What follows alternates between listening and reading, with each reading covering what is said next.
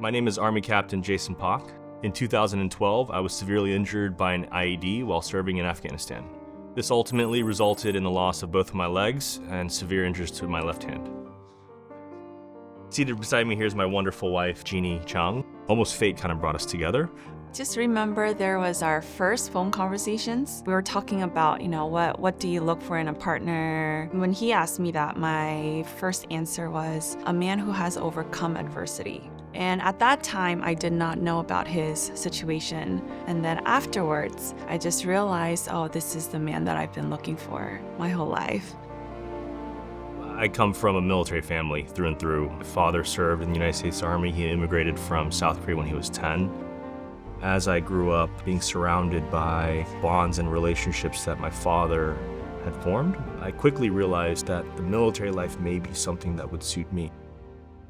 12-12-12 is a very ironic date where it was supposed to be a very routine mission where we were escorting an engineer unit. Got the word that they were going to conduct an airstrike not too far from where we were. They did that, we were all cheering, we saw the aircraft coming by, and then we set off foot. Dozer vehicle had pushed the earth into two distinct kind of piles. Specialist Hadley stepped on the mound, hit the main road. The squad leader next stepped on the mound, and then I did the same, stepped exactly where they had stepped, and that is when the IED went off. Obviously, I think to the credit, and I owe my life to those that I was with that day.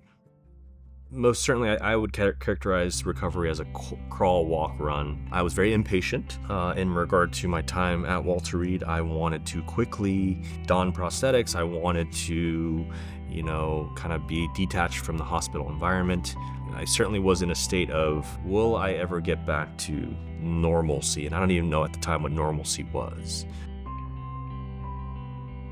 Not too long ago, we moved into a home with a lot of stairs, very narrow, not really built for a wheelchair. Very small bathrooms with tubs that, I just figure out a way. I kind of get up there and transfer onto the shower chair.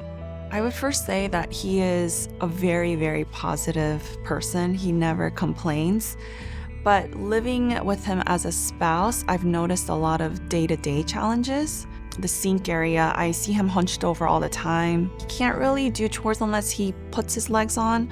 But again, I don't want him to put his legs on when he has a lot of blisters just to do chores. So I end up having to take on all the chores basically.